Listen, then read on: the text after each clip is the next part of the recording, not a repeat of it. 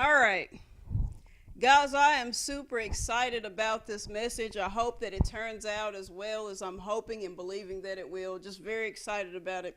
The name of this message is going to be, and I'll blow your house down. And I'm sure that sounds very familiar to you. Of course, it comes from the little children's story about the three little pigs. We know how the story goes. You got three little pigs, and they all each have their own house. And then you have this evil wolf that comes in that wants to tear everybody's house down. And he gets, aggressive, and he tries to intimidate and bully the pigs. And he's like, I'll huff and I'll puff and I'll blow your house down. And they all have different houses made of different things. If I remember it correctly, you had one pig whose house was made of straw, and another pig whose house was made of sticks or something like that. And then you had the one whose house was brick. His house was the strongest house. So when the wolf came in to try to attack it, the house stayed up. And because the house stayed up and was firm and stable and wouldn't move, it caused that particular pig inside of that home to live and continue to be safe. It was the safety for that pig. And so this message is kind of based around that. And as you can see, I'm not dressed up. Most of the time I dress up, but I decided to dress down for this message. Just keep wearing the clothes I've had on all day today. As you can see, it's Sonic the Hedgehog and Tails and Dr. Robotnik. And I know the newer folks call him Dr. Eggman, whatever. Whatever, bro. I'm old school. I call him Dr. Robotnik still. But anyway, but yeah. And so, of course, I'm big into, cartoons, video games. I'm kind of a nerd like that, but whatever. And so since it has this kind of cartoony feel to it, I figured I'd just go ahead and wear this shirt of, cartoon / video game characters here. But that's what this is going to be about. I'll huff and puff and blow your house down. And basically what I'm trying to tell you in this message basically is this. The enemy, as we all know, he comes to kill, steal, and destroy. And it's important for us to keep our home, our house, safe and sturdy. But as for Christians, our way to do this, because it's not about battling against flesh and blood, flesh and bone. It's about battling spiritually, spiritual warfare. So it's not just about necessarily having an outer exterior of a home that's going to be tough. From this point of view, it's about something deeper than that. It's about having your house built on Jesus. And by that I mean your household, what goes on in your home, and also your personal house, your personal temple, your body, because of course your body is a house for your spirit and for your soul. And so these homes, these particular houses need to be protected, lest the enemy come in and cause destruction. And so it seems like a simple message, and it is, but I'm really excited. I think we'll get to have some fun with this message, and I'll get to tell you about some things that have been going on with me recently. You know me, I'm all big on story time. I love whenever things happen right before I'm going to record a message. I'll be going over my verses, getting them ready, writing my notes down, and as the days go by, it seems like things will play out in my life that kind of go hand in hand with the message, and later I'm just like, this is going to be awesome. This is an awesome word, and I have good examples because I can use things that have recently happened, and it'll help me get my points across better. So I'm excited about it. 4 different spots I want to go to in this message. The first spot I want to go to is in the book of John, and it'll be in chapter 10. And I want to start at the beginning, and I'll give you a second to get there for those that are following along with me in the Word.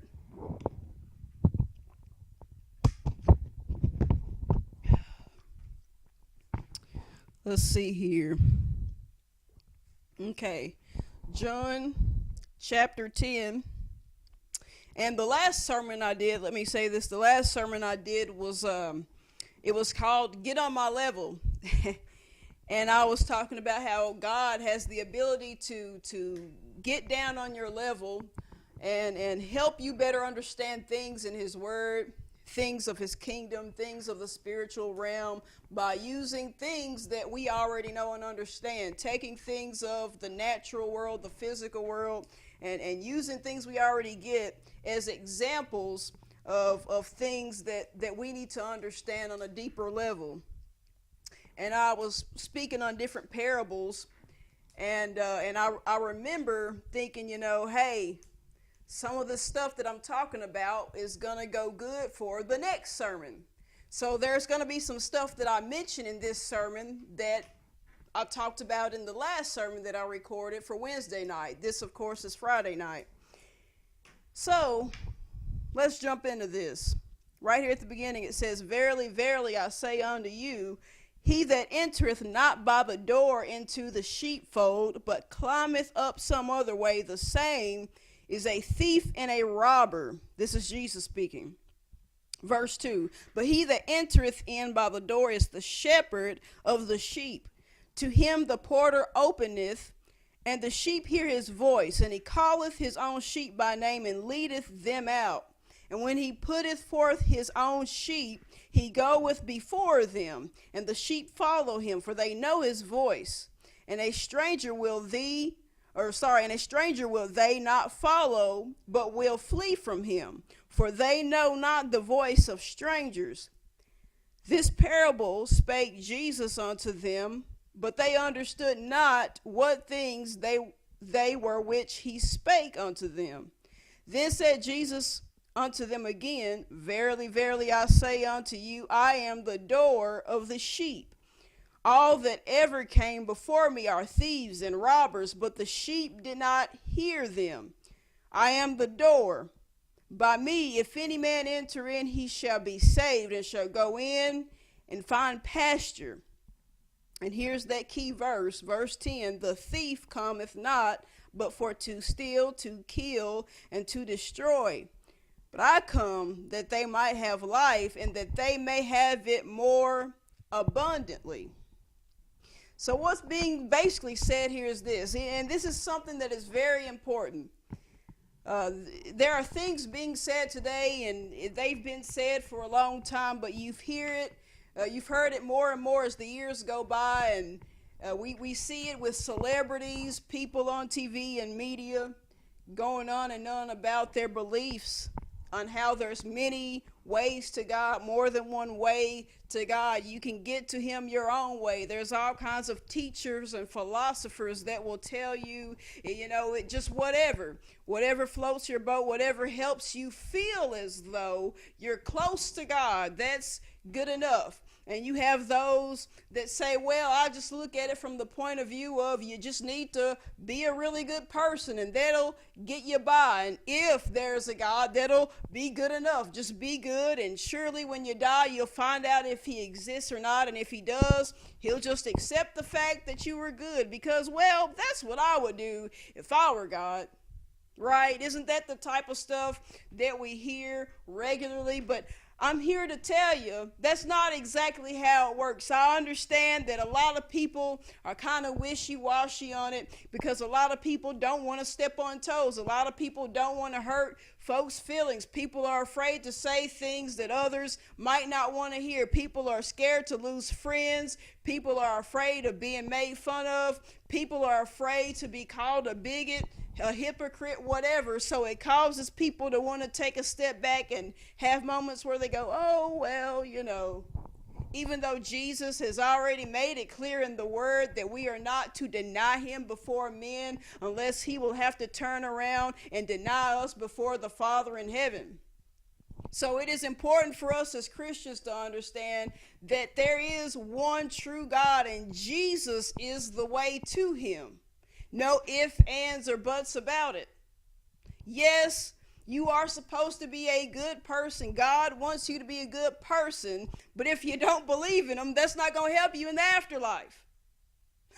It'll sound good here, and it might get you somewhat of a distance here on earth dealing with man.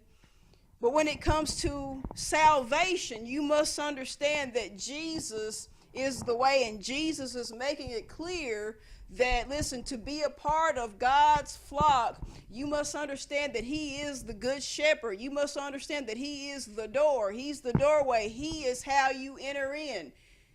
The only way to the Father is through him. No other way. There's just a small, narrow path that leads to him. It's not a bunch of different ways. The road is not wide. There's just one way. Yes, people may not like that. But is it reality? Yes, it is. But let's keep looking here. He's saying that the enemy or the thief comes in to kill, steal, and destroy. Yes, he does. Whether it be the devil, whether it be the enemy, the devil using people, or it could just be people themselves of their own will wanting to cause destruction for you in your life. But you understand that the enemy, in whatever form he takes, wants to come in, steal, kill, and destroy. He wants to steal blessings from you or keep you from obtaining them. He wants to kill you. He wants to destroy your soul or destroy opportunities that may come your way. Anything that he can take out of your life and choke out of you, choke the life out of you, he would love to do that. Same way in your literal household, your house. He would love to come in and steal, kill, and destroy. We live in a world today where a lot of times working hard and making an honest living is looked at as something for losers. It's belittled many times because a lot of the music that's out there today glorifies being a thug, being a gangster, going around and robbing people and breaking into homes or doing things that you really shouldn't do to make money. Selling drugs, prostituting yourself out, taking the easy way out instead of making that earnest way of living, right? So it encourages you to, well, steal, kill, and destroy, right? See what I'm saying? So the enemy can use music as a way to put a mindset into you because there is power behind music, and there can also be spiritual powers behind music to influence you. And when you hear these things, these messages, and sometimes subliminal messages played over and over in your head, it influences you in ways that you may not realize, just as well as the people that you hang around, those that you keep company with. Kind of like the saying, misery loves company. The more you hang around miserable people, the more you become miserable. It just kind of rubs off, you know. Joy can be spread. People love to be around joyous folks many times because they know that being around some folks will uplift them. So we know who we're around and what we listen to can influence us if we would just be honest. But Jesus lets us know later in this verse that he wants to give us life and life more abundantly. In other words, he's saying I'm the opposite of the enemy. The enemy wants to take, and I'm trying to give to you. He wants to ruin your life. I want to give you more life. It's like I said, I think it was a couple of sermons ago, I ended the sermon by explaining how you have people who are alive but still don't have life. You're living, but you're not really living. You're just alive, but you're just kind of like an empty shell of a man. And Jesus wants to fill that void and wants to give you life more abundantly. He's saying there's something greater than this. You may think you have it all together, but I have more. And I have things the world cannot offer you. I have a joy that I want to give you, a peace that passes all understanding that I want to give you.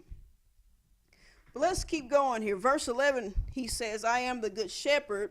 The good shepherd giveth his life for the sheep, but he that is a hireling and not the shepherd whose own the sheep are not, seeth the wolf coming and leaveth the sheep and fleeth, and the wolf catcheth them and scattereth the sheep. So here we are talking about a wolf, but instead of pigs, of course, we're talking about sheep. We see how the wolf can come in, cause problems amongst the sheep.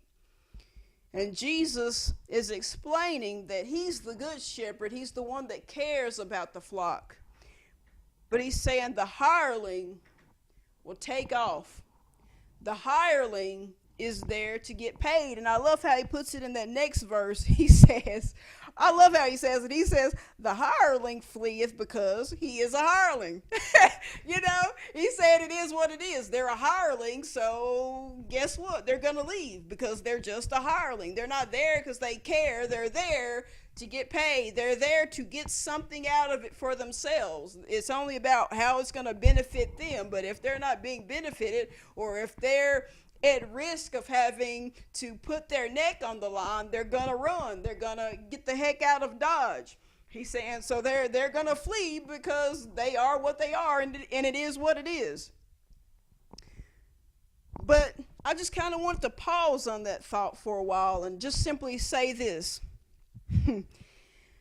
Sometimes people enter into your life, and a lot of times they'll make it seem like they have good intentions in mind when it comes to you.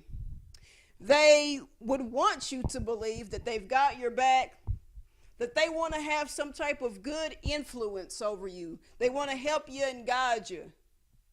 But in reality, it's really only about how they're going to benefit from it. What are they going to get out of it? It might be money, but sometimes it might just be power, authority, and sometimes, if we can be honest, some of us get so desperate that sometimes it'll just simply be about attention. You may have people, and I know a lot of us, we have rough pasts. Many of us do. Many of us look back on the past, look back on our life and say, well, you know, I wasn't much of anything, or I didn't have much of anything, and people didn't think much of me. But when they get in that role of influence or leadership, it's almost as if it's about making the people that are supposed to look up to them, admire and adore them so much, more so than it is to really help them and nurture them, to get them from point A to point B, to get them in the right mind of Jesus Christ. And so a lot of times we have people who, that's all they are and all they ever really will be, is a hireling, someone who's there for their own personal gain. Now, they're not going to say that. They're not going to be honest. They're not going to tell on themselves. But at the end of the day, there will always be little telltale signs. And a perfect example is what happens when it appears as though a wolf comes in, when it appears as though there's trouble. And that leader, that person of authority or influence will have an opportunity to really show that it really cares for the people, the flock. And instead of going out there and putting it all on the line and taking a risk, one of the things that they'll do is they'll take a step back. They'll make every excuse in the book for not standing up for what's right and not standing up for the people and helping them in the greater good. And a lot of times what they'll want to do is they'll take that person, that sheep, if you will, and throw him or her under the bus. They would rather use people to stand up in their spot. They're not going to get paid. They're not, the leader. But they will put that person in a leadership type role and say, okay, if you want this position, or if you want this feeling of belonging, or this feeling of having some type of power or control in your life, if you want to be a part of this fold that I have going on, I'm going to need you to do this, this, and this. And they send them on these jobs and tasks. And it's not like they've got a lot on their plate to where they have to delegate things to people. It's just that they don't want to put their neck on the line. They're too busy trying to be handsome or be pretty and be cute. They're too busy having this I don't want to get dirty mindset. I don't want to break my nails or get dirt under my nails. I don't want to do something where I might look silly or be humiliated or embarrassed. I don't want to risk anything to help you out. So what I'm going to do is I'm going to take some of you, whoever I can, whoever I think is gullible, whoever I think is needy, whoever I think is desperate for love or attention or affection or to be a somebody, and I can toy with them. I can pull their string, pull their straps, and put my hand up in them and speak through them. Uh-oh. Come on. And I can use them for my benefit so that I can stay comfortable. I can be comfortable. I don't have to worry about risking anything, which means I can stay in this hireling spot, this hireling position, whether it be, like I said, money or a variety of things. It doesn't always have to be the paycheck necessarily. It could be many things. So this person can speak through people. They can have people who can be enemies, or simply people that they've made out to be an enemy. Someone who might not really truly be an enemy, but they have to perceive them as the bad guy. So they can use those around them that they have influence over and treat them like a puppet and speak through them and pretend that they had nothing to do with what was said or what was done. So if hell breaks loose and chaos breaks out and division spreads, they can act like nothing happened, and then they can jump in and say a few things that sounds good and suddenly be the hero in all of it because they said a few nice words and they pretended to care, and they can take a step back and sit down and feel comfortable again. They just want to stay in that hireling spot, but they're not a good shepherd. And that's what Jesus is saying. We need good shepherds, people with the heart of a shepherd, the one that really cares. And when you care, your heart is involved. And a lot of people don't want to get emotionally involved in some kind of way because of things of the past. Past hurts. Well, so-and-so and so-and-so hurt me back in 1901. So, because back in the 1800s, somebody said blah, blah, blah to me. I'm not going to try to be good to other folks in the future because so-and-so and so left me hanging at a time where I really needed them. So now I'm going to take it out all on these new folk. So because of all the stuff from the past and all this other, bitterness and vengefulness and spitefulness and all these things of the past that have grown and brewed over the years, instead of putting it down and letting it go, we'll hold on to it and use that as reason and excuse to bully or intimidate others. So we start to speak through people. And that's something that's been on my mind heavily just today. It's just been on my mind all day is people. And it was on my mind yesterday, but it was just more so on my mind today of how people can be used like puppets. They're not okay with it. The people being used are not okay with it. They're not comfortable with it. But they feel like, well, I got to do this and go through this to be a somebody or to belong or this or that. And I kind of wanted to share this. There was a song, and if you have me on Facebook, you've seen the post. But there's this Christian rock band called Flyleaf that I listen to here and there. And they have a song called Marionette. And of course, a marionette is one of those dolls that have the strings attached, and then you have somebody hiding where you can't see them, and they're pulling the strings, and all you see is the doll moving, and the mouth of the doll flapping up and down, and you see them dancing and walking and talking and moving around, but you don't see the person behind the scenes hiding behind something pulling the strings. You see what I'm saying? And it applies to this, and I enjoy the song just because actually it's very similar to things that I've talked about in the past when I've talked about things like control and manipulation and the Jezebel spirit and all that. It applies to stuff that I've used to talk about all the time. So, but I just wanted to share that some lyrics from the song was this. It says, "This is not a game. You want the strings so you can pull at my soul and tear me down. You want it all, but I'm not your marionette doll, so let me go." Some lyrics from the song, from the chorus, the hook of it. And that's the position that many people are probably in right now, and I really wanted to go there in this message and talk about that because I feel like maybe some people need to hear this. You have to get to a point to know where you know who you are in Christ. You get to a point where you can say, okay, I know who I am. I know who God has created me to be, and I'm better than this. That's not the same thing as being arrogant and thinking that you're better than people, or, being holier than thou. That's not what I'm saying. But what I'm saying is, it is okay to have love and respect for yourself, to know that as a child of the Most High King, you don't have to go your whole life feeling like you have to be poked at and tortured and bullied and beat down and shrunk down to size and belittled and made a marionette puppet out of, just to belong or feel like somebody or have some type of backup around you.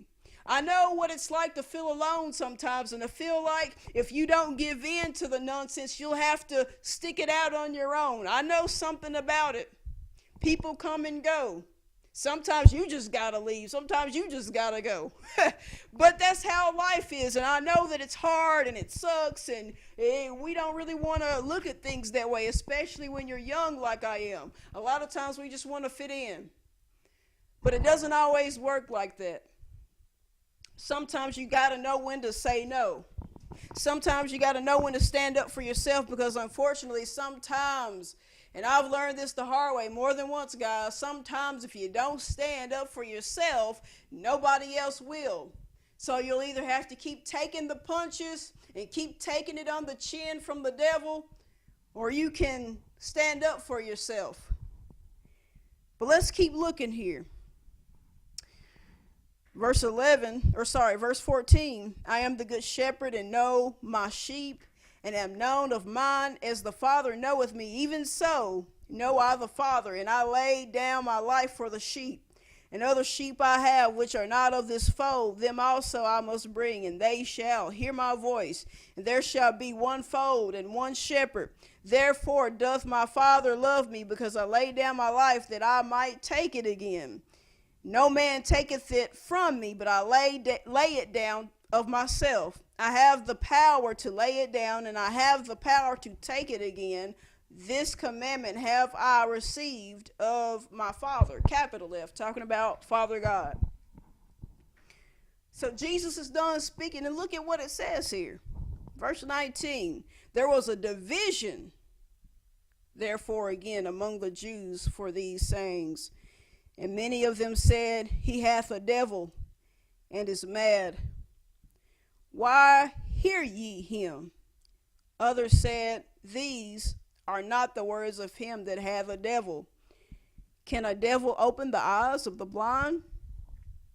So Jesus has said these things. He's given a parable, and he's given much, much understanding. And the Jews are divided. They don't know what to think. Some believe, some don't.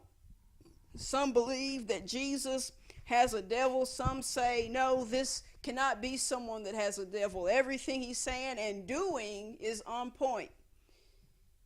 So I ended with that to say this. A lot of times we have the mindset that the only division that there will ever be in Christianity is division between the church and the world. But unfortunately, that's not always the case. Sometimes there's division in the church. Sometimes there's division over silly, petty things that happens. But there is something that you must also understand. There will be people, kind of like the Jews here, kind of like Pharisees. There will be people who will be very religious. They'll know the word like the back of their hand. They can quote stuff. They may have been in church all their life, or most of it. They may have grew up in it. They know all the little hymnals and the hymn books. They know a lot. However, sometimes people get set in the traditions of men. And Jesus made it clear that sometimes people will take the traditions of men and cleave unto them so hard that they will make the word and the commandments of God null and void, taking power away from the word of God because they would rather choose traditions. And not just traditions of the world, but traditions of men, even in the religious realms, men of the church.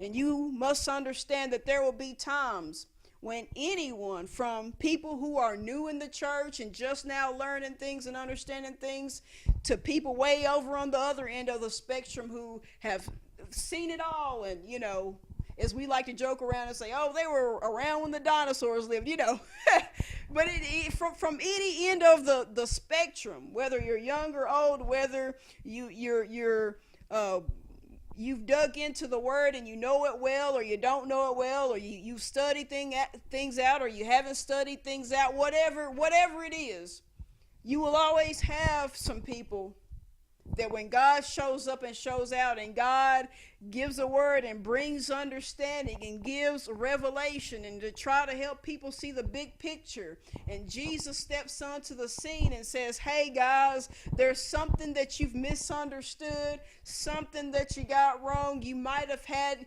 good intentions, but here's the reality of something. Let me wake you up. Let me open up your blinded eye, not just your physical eye, but your spiritual eye. Kind of like with what happened with the Damascus Road experience with Ananias, and you having Saul, who later becomes Paul, but Saul who becomes blinded and his eyes have to be open. And it wasn't just that his physical eyes were open, but he had a more spiritual eye. His spiritual eye was opened up as well, I believe. He was able to see the big picture. He saw that even though he was very religious and had studied the word out well and was very zealous for the word and things of that nature, even though he was looked at as somebody who was a very intelligent man who seemed to know a lot about God and the word and scripture and things like that,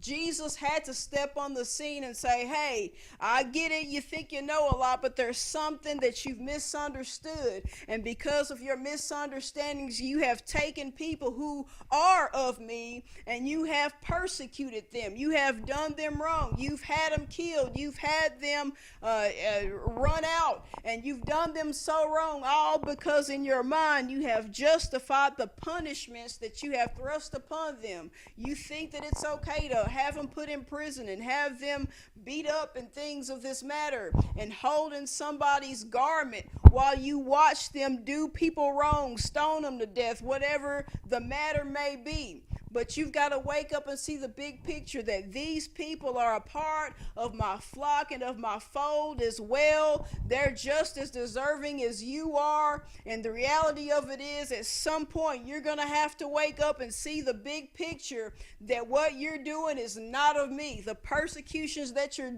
throwing out there to try to belong, to try to appease people, to try to be a part of what these people got going on, this religious clique over here, you've got it wrong. And you might have to separate yourself from some folks. There will be people that when you testify and try to explain to them that you're a changed man and that you really do have some compassion and you really do want to help out the folks that you were doing wrong 5 minutes ago, there will be people who will doubt you. There will be people who will be suspicious of you and say, well, I don't know about this guy. Wasn't he one of the ones that was dogging us out a moment ago, and now he's acting like he wants to be all buddy-buddy with us?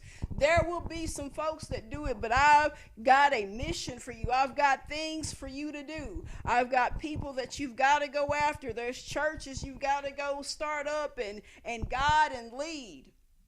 Jesus did a great thing with him. He helped him out. He opened his eyes, physical and also the spiritual eyes. And you've got to understand, there will be people that will purposely cause division, all because they want to sit still and hold on to traditions of men. Well, this is what Grandma and Grandpa said. This is what those people used to do back in 1508, blah, blah, blah. They'll hold on to the past to not have to walk into the future. They'll use excuse after excuse to continue to hold on to what people have said and done, regardless of whether or not it's adding up with what Jesus is saying and what God is trying to get his people to do. They would rather just cause division amongst others and disagree with others and start arguments with others, all to just try to keep everything calm and sitting still for their own pleasure, for their own attention, so that they can continue to feel relevant or feel special or feel like they have some extra authority or influence over people, instead of looking at the big picture. So you have people that say, hey, we clearly see who Jesus really is. We clearly see he's not a bad guy. He's saying some things that make sense, and he's opening up blinded eyes. He's really doing amazing things. And then you'll have people that'll say, oh, well, I can't go along with this because, so-and-so and so-and-so said.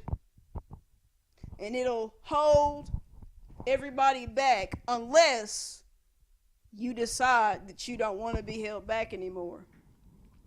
These things will happen, and you cannot let that mindset enter into your heart, into your house, your personal temple. You cannot let the negativity in. You cannot let those things hold your spirit man back from growing in the deeper things of God. Let's see here. Go with me to Matthew chapter 7. We'll start at verse 21.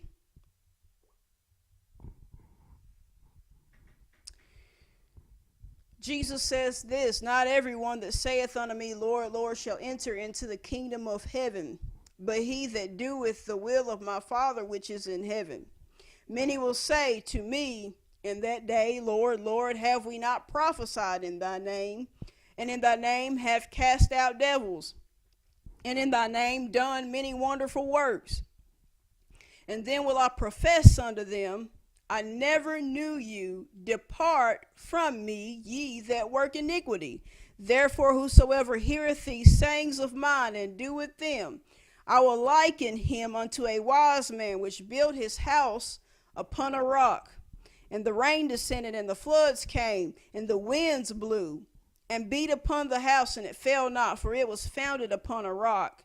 And everyone that heareth these sayings of mine and doeth them not shall be likened unto a foolish man which built his house upon the sand. And the rain descended, and the floods came, and the winds blew and beat upon the house, and it fell, and great was the fall of it. This right here was one of the things that I went over in that last sermon that I did. This is exactly the parable, one of the parables that I used. And I explained how Jesus is saying basically this. You've got two different kinds of people claiming me. You got those that are really for me, those that really love me, those that are really after me.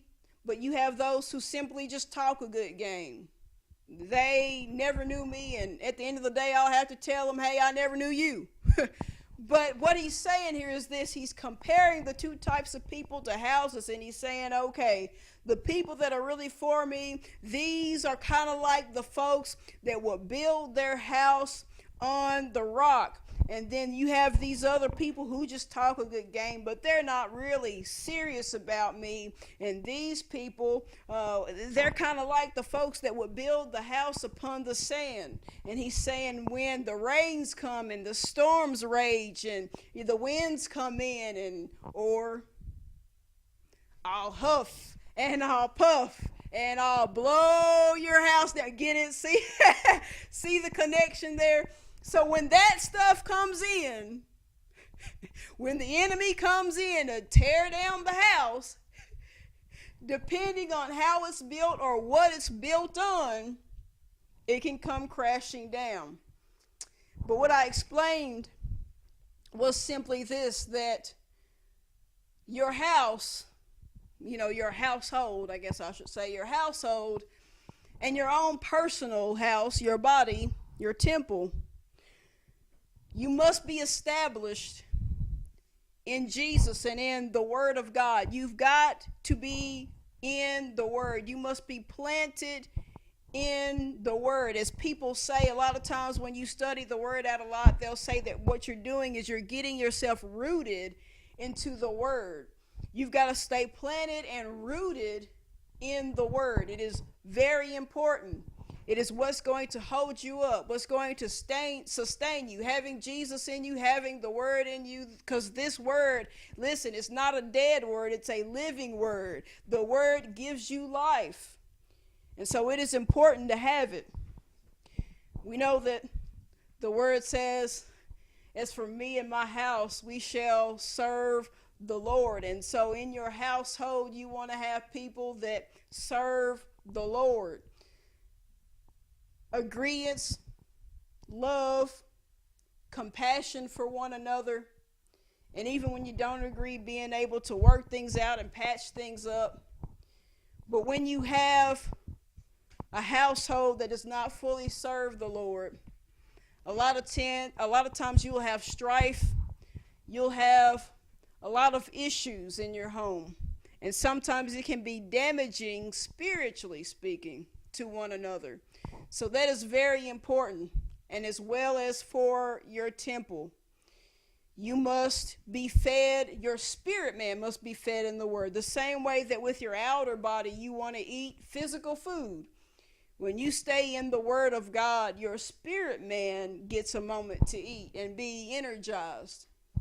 And I kind of want to stick on that just for a moment, if you don't mind, because I can tell you about some things that have been kind of going on that kind of match with this, I guess. So, yesterday, I was at work. Let me explain this for a second. I want to talk to you about what I call the buttons. The buttons. You know how people will use this expression whenever they get mad at somebody or something, and they'll say that somebody pressed their button or buttons. Oh man, he really pressed my buttons today. In other words, they're saying they really made me mad. They really aggravated me. They pressed that button to set me off, you know. You know. And in my mind, that's how I try to explain things out is with the whole button thing that people use. And a lot of times people say, oh, they pressed my button today. Well, here's the thing about me. We all have moments where we get kind of mad, right? Now, I get mad sometimes just like people do. The thing about me, though, is that I don't really get mad easily as much as others do. I'll get mad, but then I'll hold it in. I'll try to hide it. I'll try to act like I'm fine. I don't want to just lash out right off the bat like some people would do. I'm good at just trying to just be calm and just hold it back, right? But listen, hold on, listen though. But see, here's the thing about me though. I don't have one button. It's like I have many buttons, okay? And there's buttons for different people and different aspects of my life, right? So let's say somebody presses my button. They may just be pressing one button, right? You know, getting on my nerves or making me mad in some kind of way. But I won't let that affect other aspects or people in my life because I have other buttons. See what I'm saying? So I can be mad over here and then come over here and be just fine. Or be mad at this person for a moment and come over here and talk to this person and be just fine. Okay, so there's a button for, you know, so in other words, I'm not somebody where I just have that one button and you press it and then I hate everybody and I'm mad at everybody and I just, you know, it's not that. But I just have the many buttons, okay? Now, but here's the thing. It kind of takes a while to penetrate. It's almost like every button in me has this force field, this shield that kind of blocks the penetration of a finger or a hand coming in to press the button, right? So here's the thing. Whenever somebody or something does good enough of a job to really penetrate it, it's almost like that shield shatters and they can just press the heck out of that button, right? Right? They can just keep pressing the heck out of that button once that force field is removed from the button. So what I'm saying is it might take a long time to really make me really, really mad to want to blow up and go off. But the thing is, whenever you do get to that button and you finally access it, after that, it doesn't take a whole lot to get to that particular button anymore. You see what I'm saying? Once you finally get it, it's just like that button is a sensitive area, and you don't want, you get what I'm saying. So I'm saying that to say this. So, I've had this job. I've been there for 7 years, and things were good, and with any job you're going to have issues. That's anywhere you go. That's life. That's reality. But some things had started getting really bad, and I was having issues some years back. I started having issues with favoritism and being taken advantage of, things of that nature, right? So I dealt with it and dealt with it and dealt with it and dealt with it. And then I got tired of dealing with it, so I started trying to talk to people and reason with people about it. And it seemed like all I ended up doing was ruffling feathers, right? Just kind of, So it really got out of hand, and what happened was this one night I ended up just blowing up, going off on some folks. It wasn't good, but I mean, it was like a buildup, basically, of things that had happened for months on end. So that button in that particular area of my life had been penetrated finally, right? Okay, so things play out over time. Sometimes things seem to get better. Sometimes things are kind of like, I don't know. But I try to maintain myself. And then I think it was like, I don't know, maybe 2 or 3 weeks ago or something like that, I had another one of those little blow up moments. And then it wasn't good, but it happened.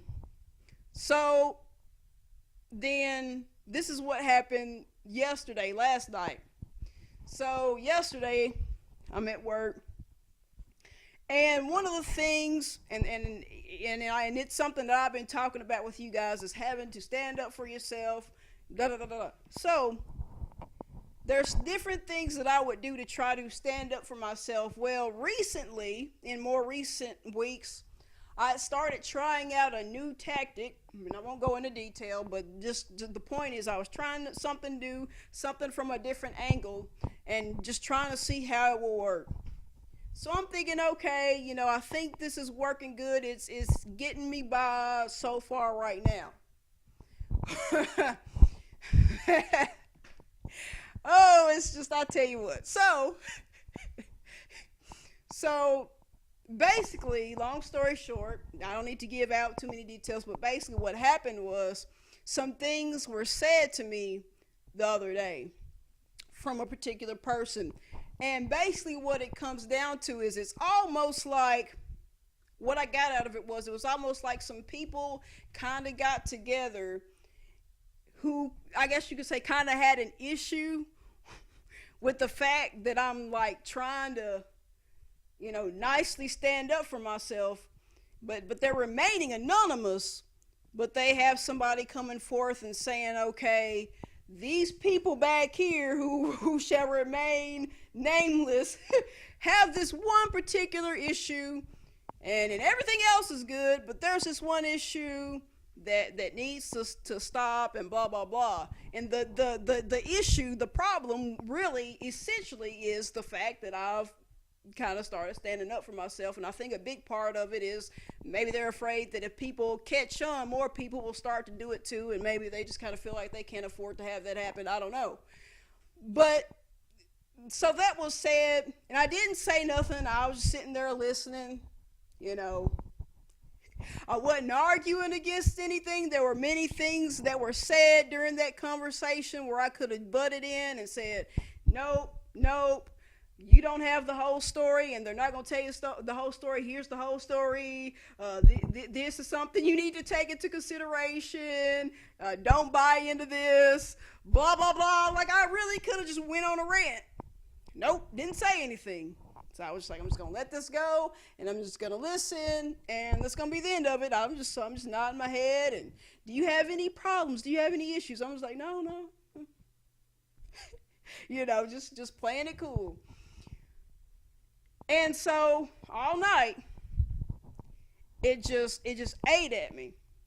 It just ate at me because I'm thinking, man, if it's not one thing, it's another. I feel like I'm taking a step forward, and I feel like I'm being pushed 2 steps back and put in the corner again every time I try to take a step forward. So in my mind, I'm just going at it. I mean, in my mind, oh man, there's just like a war zone going. I'm butthurt, but I'm not saying anything about it. So I'm working, and I'm on a particular aisle, and I'm working. So like maybe a year or two ago, there's this woman that I met, and she's kind of like what you call a friend of a friend, a friend of a friend, or a friend through a friend. So I made friends with this woman some years back, and then she introduced me to a friend of hers. And so this friend of hers, I don't really know her that well personally, but I've been acquainted with her. I know her. So anytime she comes to where I work and she's there shopping, if she sees me, she'll be quick to say hello and say hi, and she'll just be smiling, and she say, hey, what's up, blah blah blah, always very concerned and compassionate and loving. And so like I said, I'm working on this aisle, and she's there with this guy. They're there looking around or whatever. And so here's the aisle. I'm doing something here on this part of the aisle, and they're behind me on this part of the aisle where the crackers are. So her and her buddy, they're looking at the crackers, and they're just kind of chit-chatting. And I'm just over there working, and they get my attention, saying hi, and I'm saying, hey, how's it going, So I'm still working, and I'm just stocking stuff. And so finally, the woman, she comes over to me, and she's just like, and I could see it in her face, like she was really concerned, and it almost looked like she was gonna cry because her eyes were kind of red, and she was just like, are you okay? What's wrong? Are you all right? And honestly, at first, I was just thinking about just being like, oh, I'm fine, no big deal, da da da da.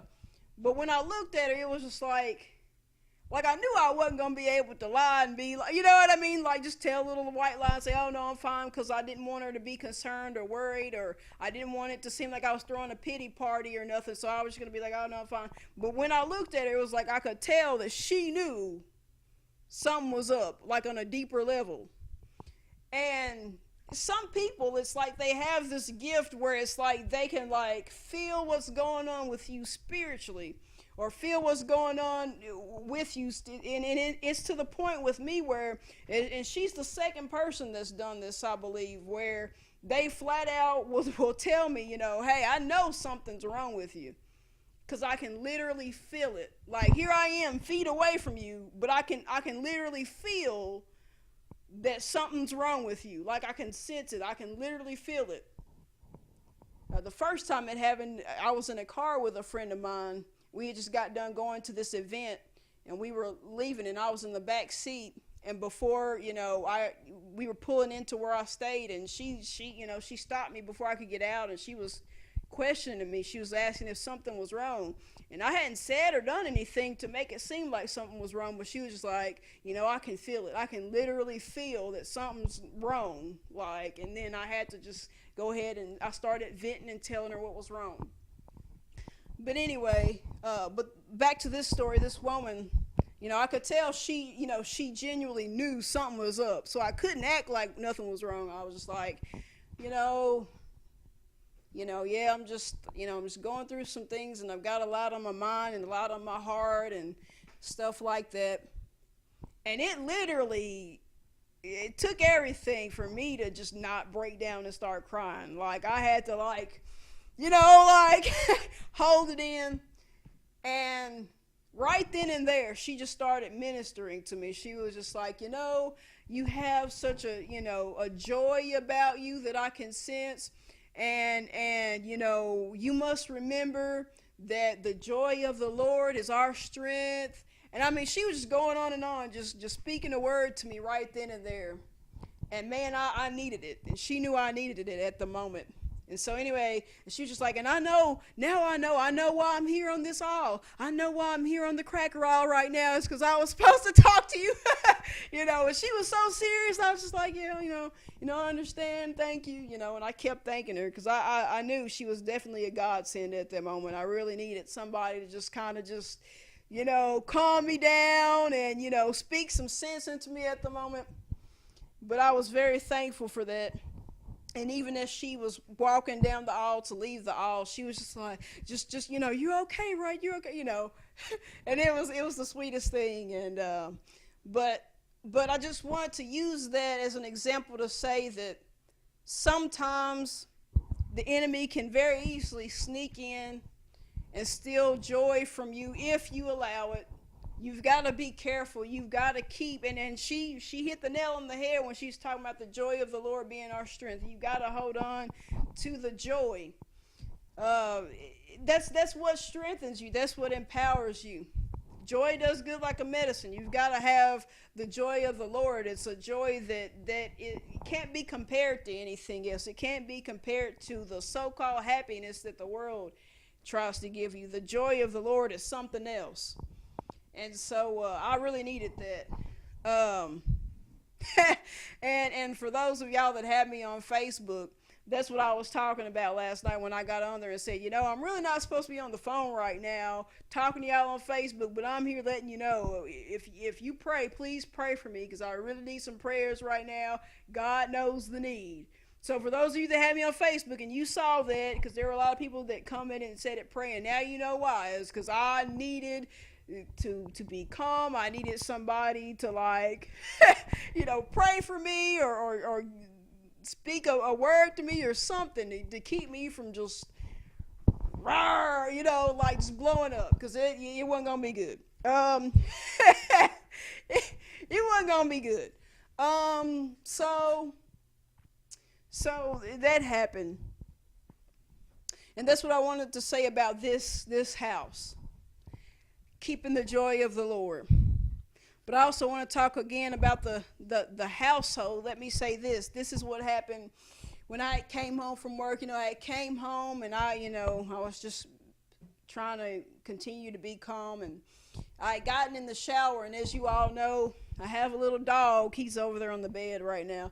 His name is King James, but he responds to King. And I have a housemate. His name is James, and it's weird because when I come home, King, he'll greet me. I'll walk in and he'll be at the door and he'll be jumping up and he'll be so happy and excited to see me, and it's such a joy and a blessing, and I thank God for him. He's definitely a blessing.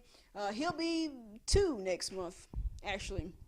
But anyway, but he's a good friend. He keeps me company. He's, as a good friend of mine said to me, animals, they're healing. Pets, when you have pets, they're definitely healing. They're, they really just help you out, and they really give you life, and they really do. But man, it makes me happy. But the thing about it is, he's so territorial when it comes to this home and to me. And I mean, anytime a new person comes in, he's got to bark at them, and I got to tell him, quit barking, quit that barking, it's okay. I'm letting them in. They're not intruding.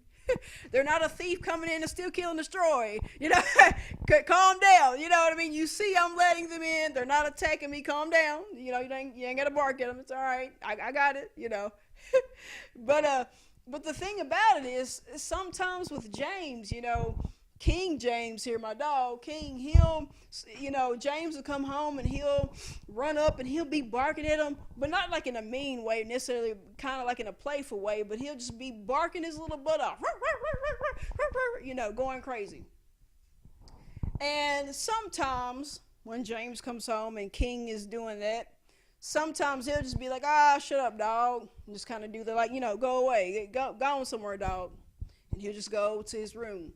Sometimes if he's in a real good mood and he comes home and King is barking at him like that, he'll kind of roughhouse with him. He's just like, what dog, and he'll kind of grab at him and, act like he's wrestling around with him because, he's barking at him. He'll kind of be a little aggressive back with him. But every now and then, when James comes home and he comes home from work and he's tired and he's dirty and oily from the job that he does, and all the traveling that he has to do back and forth, going to a different town that's hours away just to go to work and come home.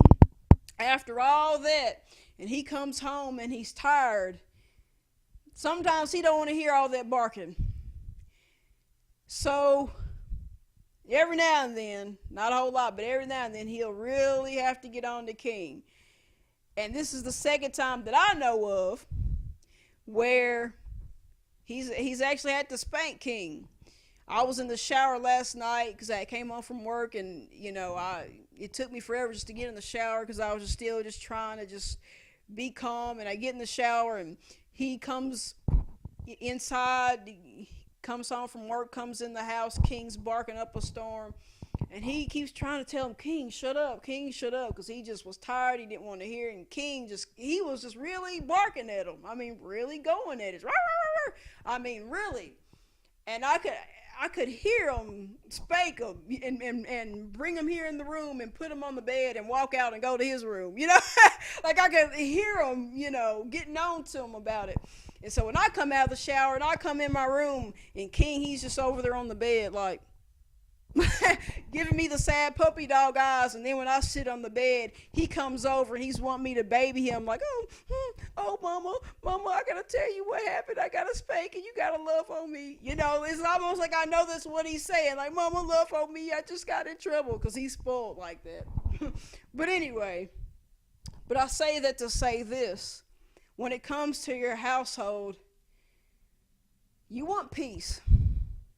You want joy in your temple, but you also want peace, especially in your home, your household. You don't want to come home to chaos. So I can understand him giving him the beat down, not actually hurting him, but just giving him a little spanking just because he was tired. He didn't want to hear all that. Because you want some peace when you come home. You want to relax, especially when you've had a long day.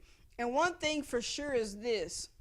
You can have some control over your household. You can't have control over what goes on in other places out there in the world. So, for example, you don't want to go to a job where maybe you're having a lot of hell, catching a lot of hell, being frustrated, and then the last thing you want to do is do that, then turn around and come home to the place where you should be able to expect to have peace and relaxation, and then have all hell breaking out in your home too. You don't have to go from hell to hell. You know what I mean? When you're trying to go somewhere to relax. So your home, your household should be a place of peace for you. Spiritually speaking, a peaceful place. Let's keep on going. Let's keep trucking. Go with me to Ephesians. Ephesians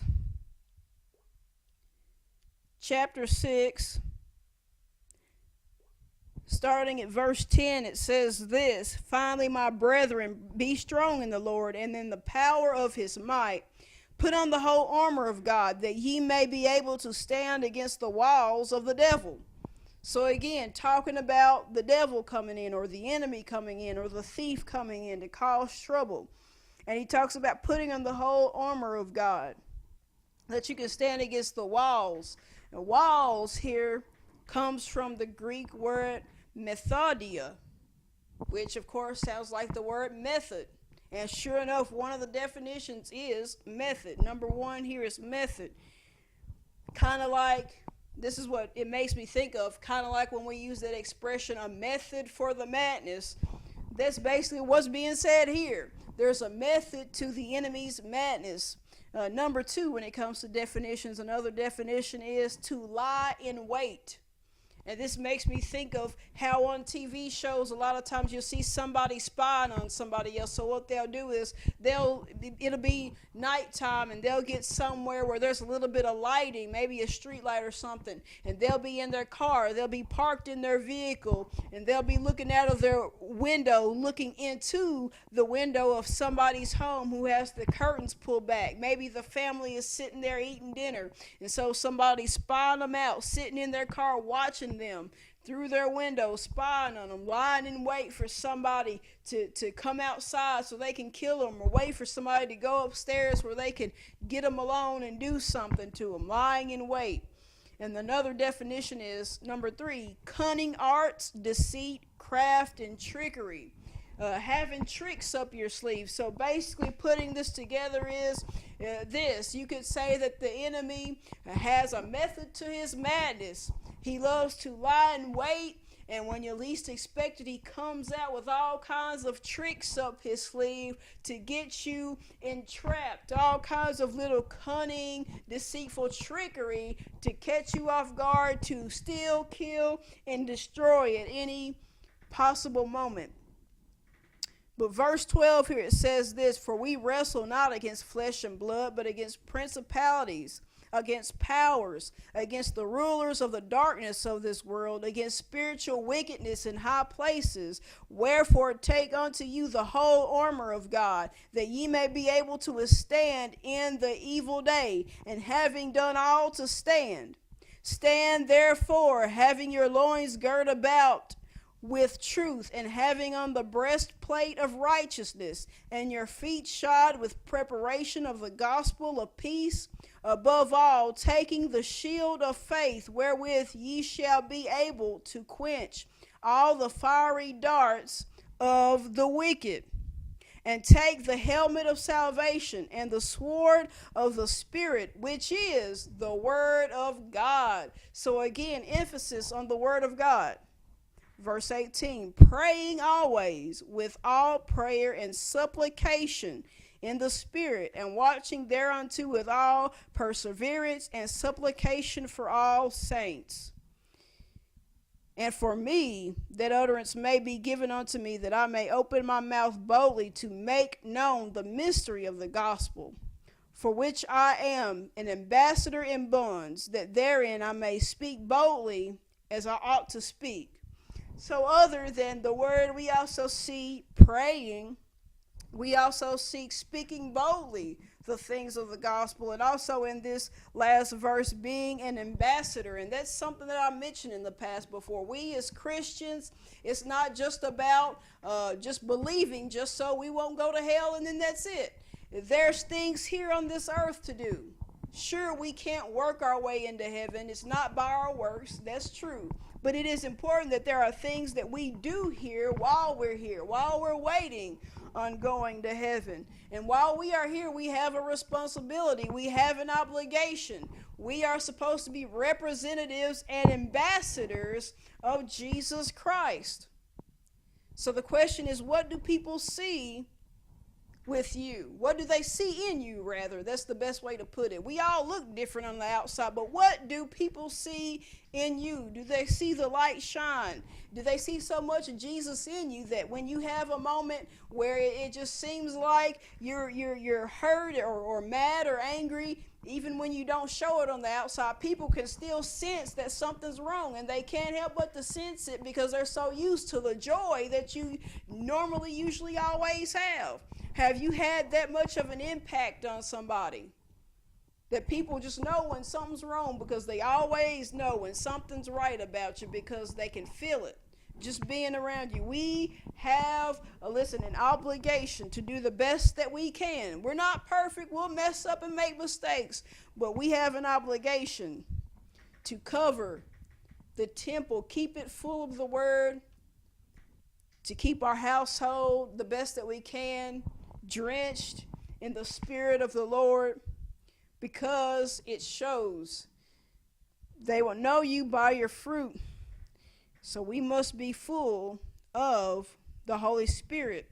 And now finally, the last spot I want to take you to, and we can get this wrapped up.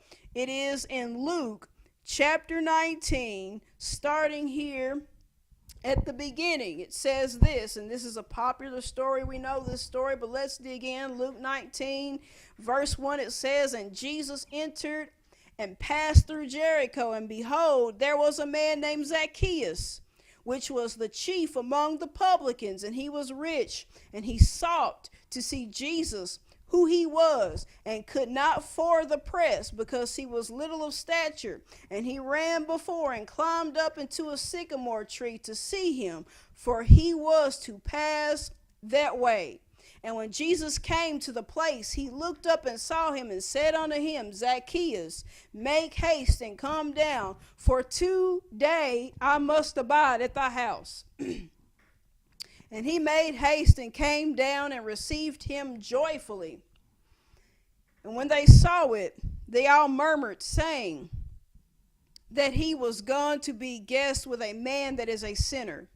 And Zacchaeus stood and said unto the Lord, Behold, Lord, the half of my goods I have given to the poor. And if I have taken anything from any man by false accusation, I restore him fourfold. And Jesus said unto him, This day is salvation come to this house, for so much as he also is a son of Abraham. For the Son of Man is come to seek and to save that which was lost. So we know this story, the story of Zacchaeus. There's people coming around, going after Jesus. There's a huge crowd of people around him. Zacchaeus is trying to get to him, trying to get a glimpse of him, and he's having a hard time trying to press through the crowd. So he gets up in a tree to be able to see Jesus. And once he gets up there, Jesus, who already knows who he is, because of course he's God in the flesh, Jesus, right there, Zacchaeus doesn't even have to introduce himself. He doesn't even have to say, hey, I'm Zacchaeus. He gets up in the tree and Jesus looks up at him and he's saying, hey, come right back on down to The Price is Right. No, I'm just kidding. Not The Price is Right. But he's like, come on down. Not to The Price is Right, but come on down. Let's go to your house. Felt like a game show host for a second there, but anyway. But he goes into Zacchaeus' house, and they're talking, and some people are being a bit judgmental, thinking, what in the world is Jesus doing going into this man's house? He's a sinner. He's a publican. And what that means is he's a tax collector. That's what it means by publicans. And a big part of the reason why people didn't like the tax collectors was because a lot of times they would have to be a bit deceitful in their work to try to trick people out of more money than what they were supposed to be getting from people. And so people a lot of times looked down on publicans. They were quick to call them sinners and accuse them of wrongdoing, cheating people out of extra money and things of that nature. So that's what Zacchaeus is. He's in that situation, but Jesus goes into his house with him, and while people are outside judging, Jesus is on the inside doing a work in Zacchaeus. He's talking to him, and Zacchaeus says, you know, Lord, I'm going to take half of what I have here and give it to the poor. And as a matter of fact, you know what? If there's any man that I've done wrong, let me be a blessing to him. Let me restore him fourfold. If I've lied, if I've cheated, if I've done things by false accusation, if I falsely accuse somebody, done them wrong to cheat them out of what is rightfully theirs, let me give it back. But let me not just give back what I took. Let me give it back fourfold. Let me give back 4 times the amount of what it is that I've taken from them. It's like he's saying, let me give back to them with much interest. Let me really give back. And Jesus is saying, salvation has come to this house this day. And I say that to say, sure, salvation has come to his household. I mean, he entered into his house. But I believe it's more than just the household. It's this house, this temple. Salvation came to him specifically. And you can tell by what he's saying.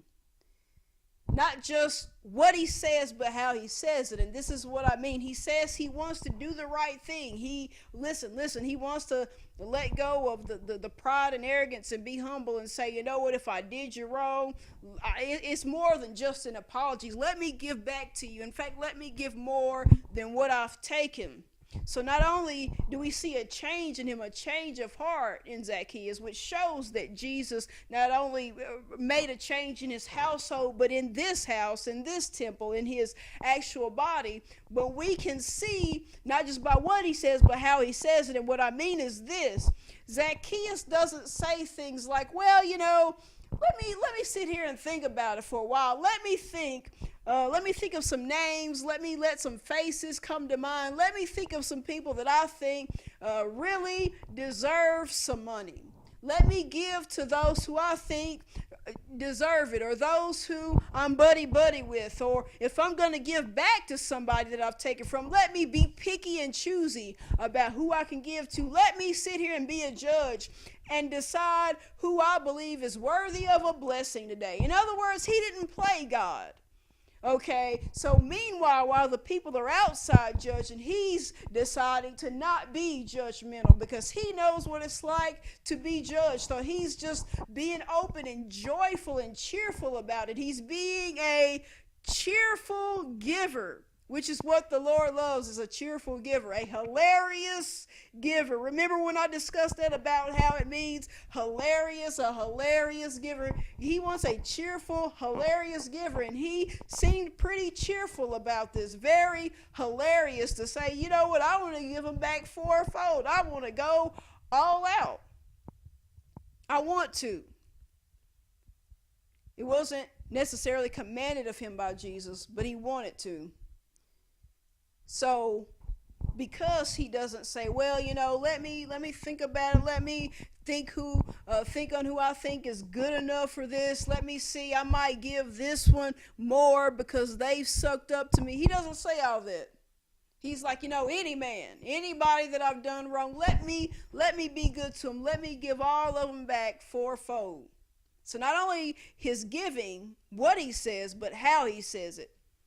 He's not picky and choosy. He's saying anybody. And that's how it is with Jesus. Jesus wants to be good and bless anybody who is willing to receive him as their Savior. He's not trying to be picky, choosy either. The word lets us know that God is not a respecter of persons.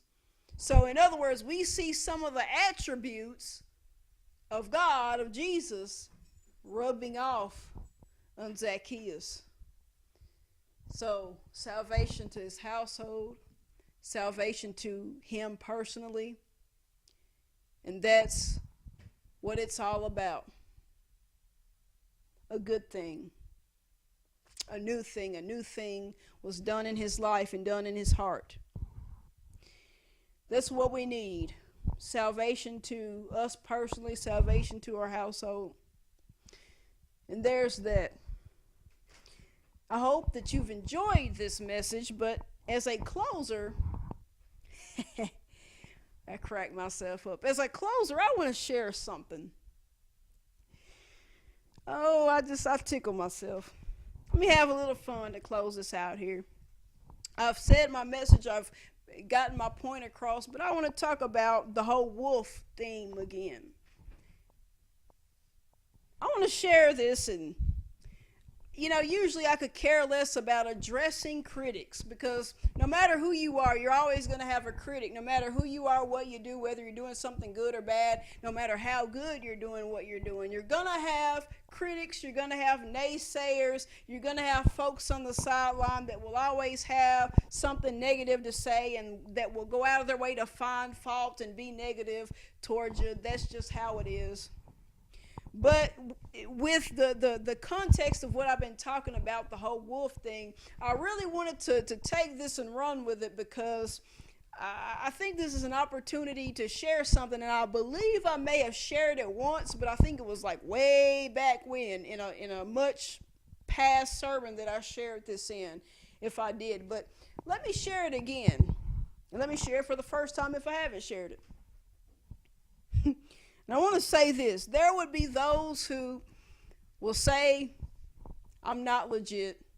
They'd probably say that I'm one of those people that I was mentioning earlier when I was talking about the two houses. They would say I'm one of those people that's just all talk, all bravado. I don't really care about Jesus. I don't really care about the word and things of God. I'm just flapping my gums and just running my mouth, saying a bunch of random stuff and pulling stuff out of my behind, and just, I'm just full of it, and that's fine. I'm not here to convince anybody of anything otherwise. I think the things that I do and say pretty much speak for itself. I'm more big on action than I am with words because, of course, actions speak louder than words. But I will say this, though. To those who would say I'm being a bit of a wolf in sheep's clothing, well, I got a response for that. It's kind of a funny, almost kind of smart aleck response, but in a fun way, a non-offensive way, a fun way. And all I have to say is this.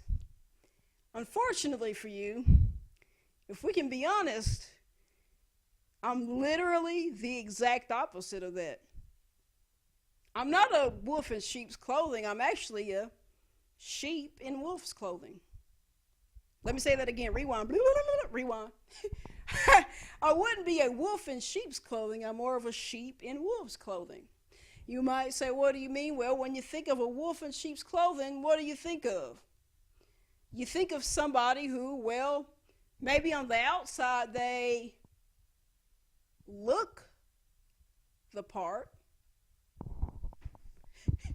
Oh, I love it. I love it. Some of y'all already know where I'm going with this. I love it.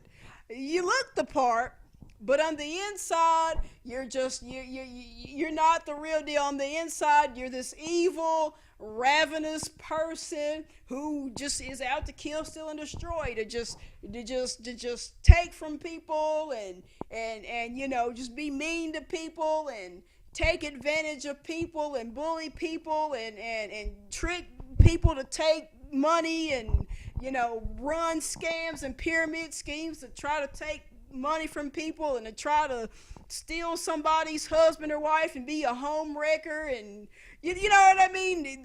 They're a bad person on the inside, but on the outside they just look oh so good, and they look the Christian part, and they use the good looks and the suave speaking with the silver tongue, but on the inside they're just a ravenous wolf, right? But I'm literally the opposite, because I'm a pretty nice person, good person. Anybody that knows me knows I mean well, so I'm good on the inside. I'm the sheep. But on the outside, many people would say I don't look the part because I got the mohawk and the tattoos and the piercings, and sometimes I dress kind of wacky or kind of wild. So you would say that I don't really have the sheep look. I have the wolf look. But I'm good on the inside. So instead of a wolf in sheep's clothing, I'm literally the opposite. I'm a sheep, just a sheep, but just in wolf's clothing. You can be mad all you want to, but one thing you can't say is that's not good right there. That's good. That right there, you can be mad all you want to, but let's be honest, that was classic. That right there, you can't even argue it because you know it's true. You know I don't look the part, because a lot of people feel like you got to have this certain look, and I certainly don't. I'm a nice person, but I just don't have that outward exterior that people would expect me to have. So I'm literally the opposite of what some would call me. Literally the opposite. Not only am I not that, I'm literally like the polar opposite of that. So anyway, I just thought I'd share that. Tickles me to death every time I think about it. And I'll say this too. I find it fun and funny. And what I mean is, there are those who are listening who heard what I just said, and you're probably thinking the same thing. You're probably laughing or smiling or nodding your head, and you're like, that's good. That's a good one, Kobe. That's a good one. And so for me, that's fun because we're in agreement and we can kind of, smile and grin about it. That's the fun part. But for those who might not agree, for those who are mad or butthurt at what I just said, because it's a good point, but you still got to argue against it anyway. That's where things become funny. The fun is with the people who get it and who agree with what I just said. But for those that disagree, well, that's fine, because it's funny to me. It's funny. So depending on how you feel about it, for me, it's either going to be fun or funny. Either way, I win. Well, that's pretty much the end of this message. So I'm just gonna pray us out of here. I'm just having a good time. The joy of the Lord. But anyway, all right. Heavenly Father, I thank you for this word. I do. I'm thankful, and I hope and pray that people would tune in and listen and enjoy the word. I think it's definitely one of the better ones that I've done in a while. Very excited about it, and I hope that people can, come and listen and just sink their teeth into it and enjoy it and just get full off of this word. And I hope that it's a word that really causes people to think and ponder upon things and to realize that our household, and our personal temple, it's very important that we are cautious, that we watch over ourselves, that we keep ourselves drenched in your word. And I just pray that people will want to stay in your word, meditate on your word, and just stay fully in and study to show themselves approved. Lord, I love you. I thank you. I give you the praise and all the glory and all the honor. In Jesus' mighty name, I pray. Amen.